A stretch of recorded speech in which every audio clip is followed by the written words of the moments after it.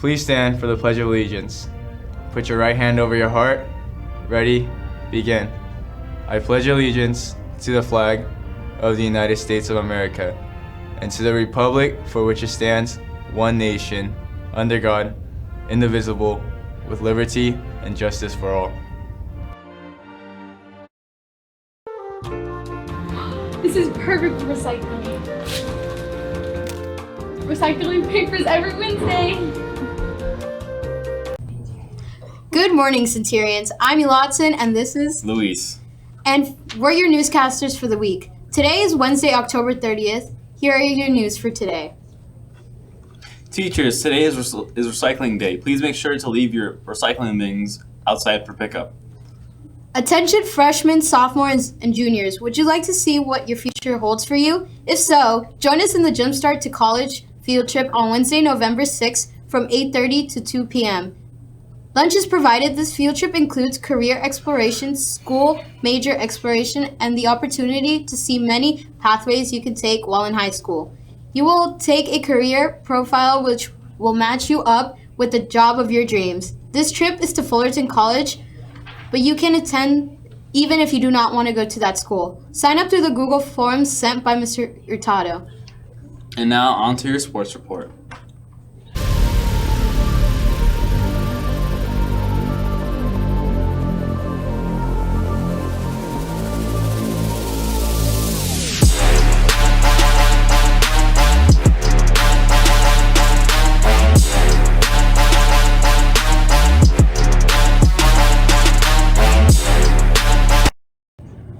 Good morning, Centurions. I'm Jacob Fisk, and I'll be your sports reporter for today.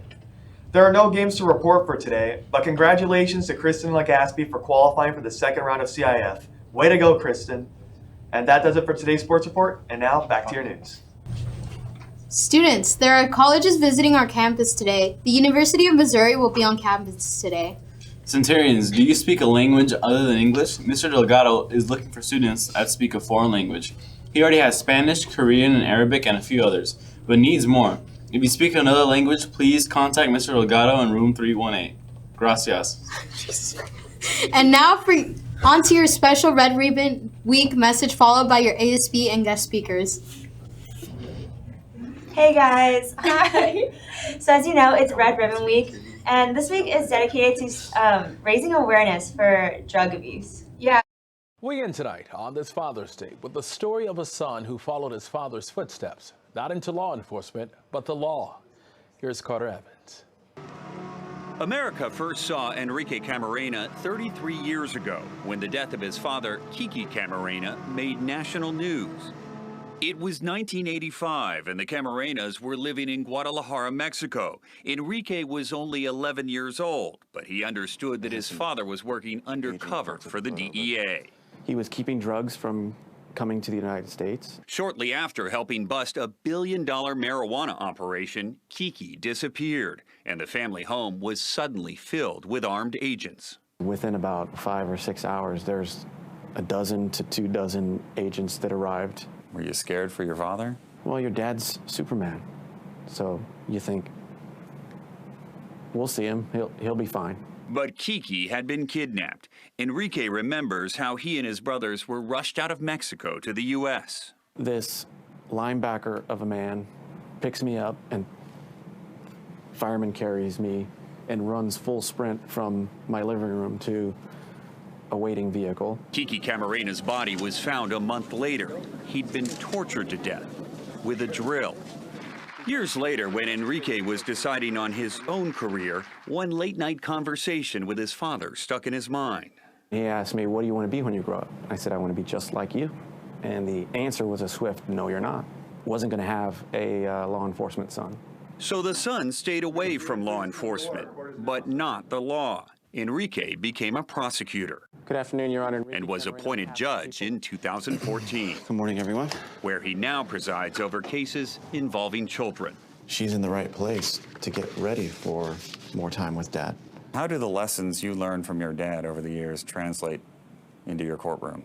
He taught us to treat everyone fairly, to be respectful. Do you ever think about what your dad would think if he saw you now? Yeah, I think obviously he'd be proud. Every week, Enrique visits the Law Enforcement Memorial in San Diego and kisses his father's name, honoring his hero with his own service. Carter Evans, CBS News, San Diego.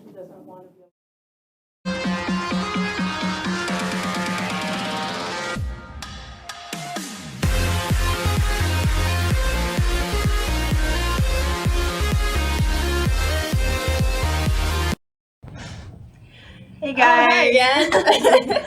Okay, so I'm also here on behalf of PTA, and they wanted to say thank you to all staff members who have supported PTA by purchasing a membership. The winners of the PTA October membership raffle are Daniel Klatzker, Chris Wright, and Aaron Brasio. You may pick up your gift cards at the office. All right, thanks. And also, the candy drive is over because tomorrow is Halloween, but we just wanted to say thank you for everyone for bringing candy to your English classes because it's going to a really good cause. It's going for kids who can't go trick-or-treating because they're stuck in a hospital, and yeah, we just want to thank everyone because it really makes an impact. So yeah, that's it. Thank you. And now we end today's broadcast with your Walkin Wednesday. Have a great day, Centurions. Hey Centurions, we're here with Ms. Lewis and it's Walkin Wednesday. Let's find out a little bit more about Mrs. Lewis. What classes did you teach? Well, first of all, it's Walkin Wednesday Pajama Day, and I teach students that have severe disabilities, and I teach math, science, reading, social skills, daily living skills, communication skills, and I think that pretty much covers it. Yeah. What is your class studying right now? Right now, we're working on a unit that involves all of those topics, and it's a very broad umbrella. It's science, and it's all the different kinds of scientists and how they impacted our world and what's happened in the past and how it's going to impact the future. And the kids they have a lot of vocabulary embedded in that. What college did you attend? I attended school in New York City at CCNY, but when I moved to California, I needed to have a California credential, so I cleared my credential because I was from out of state at UCI, and loved it. What else did you love about it? UCI, because I was working during the day, provided courses for teachers to clear their credentials in the evening, so it was really easy to get that work done.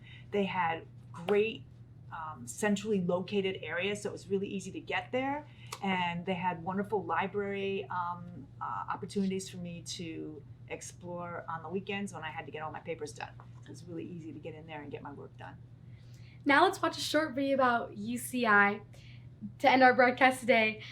Have a great day, Centurions!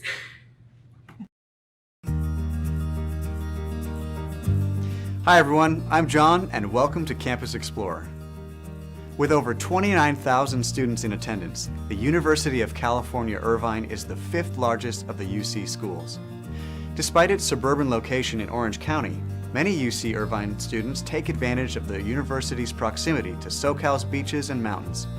Like all UC schools, UCI has a focus on research and boasts a number of distinguished faculty members.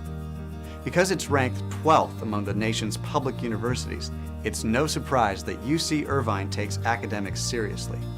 The school offers 80 undergraduate degrees and 98 graduate and professional degrees. The school's graduate programs in literary criticism and theory, criminology, creative writing, and healthcare management are ranked in the top 10 for the U.S. And even though over 27,000 students are enrolled at UCI, nearly half of all classes have fewer than 20 students. About 45% of students who apply to UC Irvine are accepted, so this school tends to be fairly selective. Students who are admitted have an average GPA of 3.8 and achieve an SAT score between 1620 and 1960. The total yearly cost of tuition, room, and board at UCI is about $25,000 for in-state students. If you need student aid, you aren't alone. About 72% of UC Irvine students receive financial aid.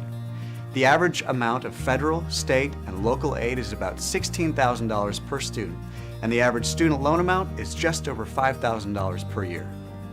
With an incredible retention rate of 94% and a ranking as the 16th happiest college in the country, you can safely say that students at UC Irvine love their school.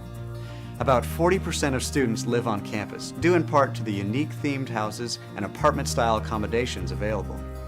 UCI has more than 500 student organizations, including 50 fraternities and sororities. There's also plenty to do off campus. As one Irvine alum says, Irvine is a big enough city for food, entertainment, and most recreational activities. But for students looking for something more exciting, LA is only an hour away, and San Diego, not much further. For additional information on UC Irvine and more than 8,000 other U.S. colleges, go to www.campusexplorer.com.